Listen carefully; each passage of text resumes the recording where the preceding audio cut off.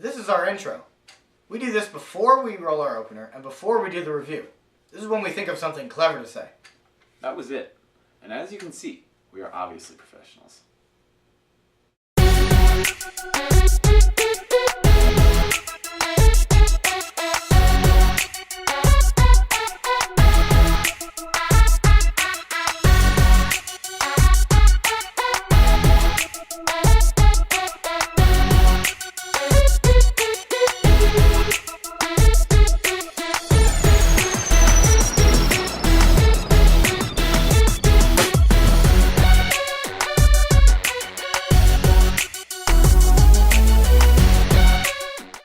So what are we reviewing today?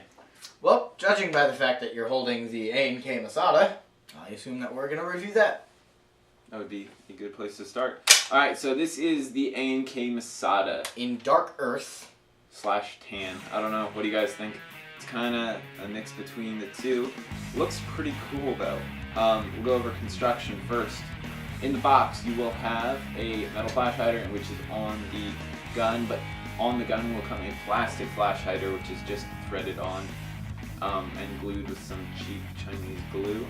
Pop that off, put your metal one on. You got a black outer barrel made of metal, gas tube made of metal. You got your front grip, in which houses your battery, which is a polymer. Your upper receiver being aluminum, your lower receiver being polymer, and your stock being polymer as well. We'll go over the stock quick, since it is a modern weapon. It is a very modular stock. Folds to the right, has a 2-position adjustable cheek rest, and a 7-point adjustable stock. That is a lot. Some more key features. If you have an MK16 or a SCAR, it's gonna feel kind of like this. I would describe the Masada as a mix between an MK16, an M4, and an AK. Yeah, that's probably. That'd be fair to say. Because this is a very modern gun. It is the Magpul. It's the Magpul Masada or the Bushmaster ACR, whichever one. The company Magpul Industries developed it, sold it to Bushmaster, who called it the ACR Adaptive Combat Rifle, and it is just that. It is one of the most versatile weapons ever. Key features. Lefties. Good for you. This one's lefty friendly for the most part. I can't think of it. The charging handle. That's probably the only thing that is not lefty friendly. But you can flip it if you want. It can be flipped around. Indeed. Key features. Chris already said 7-point extendable stock, 2-position cheek rest, foldable stock. There is a place. I think this is made for tools. No, that is made for extra batteries for flashlights. This is made for extra battery flashlights, which is silly because if you fold the stock, it'll fall out. They're pretty tight. But Maybe if you find like a cork system, or you make your own little cork system, you can shove something in there if you want to keep flashlight batteries for your tack light or something. But the cheek rest is kind of stubborn to adjust. You need to pull the stock all the way back, and it's really, really stubborn. yeah, it's very stiff at first, but it does loosen up. Yep. You got a ambidextrous fire selector, semi-safe and full. You have a charging handle that, when pulled back, releases the magazine. Now, the magazine that it came with is the, what kind of brand is this? It's an A&K. It's the A&K plastic high-capacity PMag. Yeah, now I want to show you guys. You can stick the magazine in. It's there. Now, sometimes it falls out, sometimes it doesn't, but it fell out. It fell out. So, this time, didn't fall out.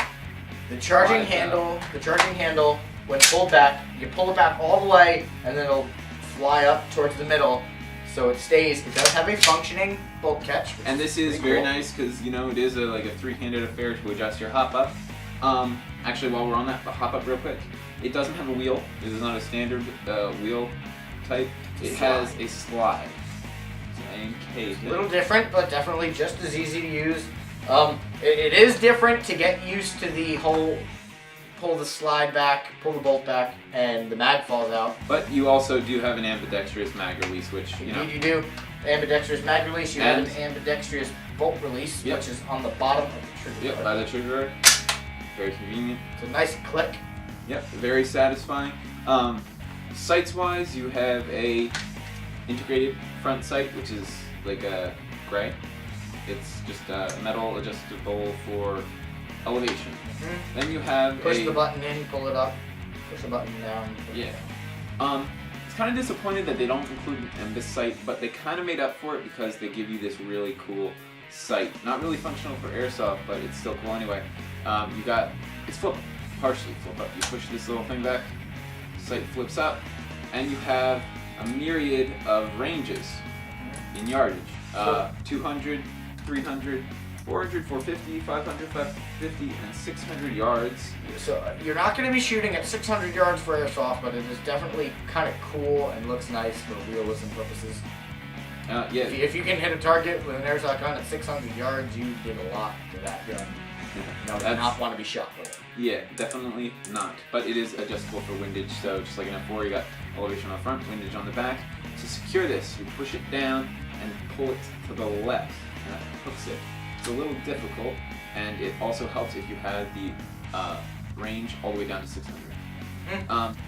Note about the rear sights. If you have yourself an M4 and you have the standard M4 sights, or really any other rear sight that'll mount on a rail system, I put them on here. I'm not a huge fan of this. It is cool for realism, but the aperture, and this is a problem that we run into all the time, the aperture is way too small, and what we like to do is take a drill bit and drill a hole through it to make it bigger.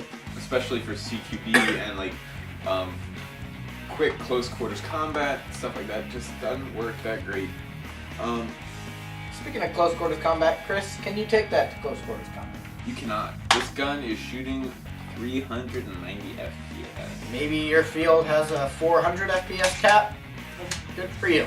But It's got a nice long inner and outer barrel, so it's going to shoot pretty darn well at what kind of range, Chris? This gun, I would say, is about, just another 150-foot stock AEG. It's another one of those. It's a nice looking gun, as you can see. The whole gun comes apart basically with 4 body pins. We'll actually do a little video, which we can attach at the end, showing you how to fit a 9.6, because I know there has been some confusions, but I have developed like sort of a little easy way to do it relatively quickly. And where does the battery go, Chris? I believe I did say that the battery goes in the front handguard. You just remove one body pin, slides off. Like I said, we'll show you how to do it. Gun comes with a PMag. Kind of disappointed because it sucks. It absolutely sucks. It is the worst ICAP mag I have ever. If you're gonna go for a PMag, go for the Beta Projects or go for the mag brand. Yeah, because this is the most disgraceful piece of crap.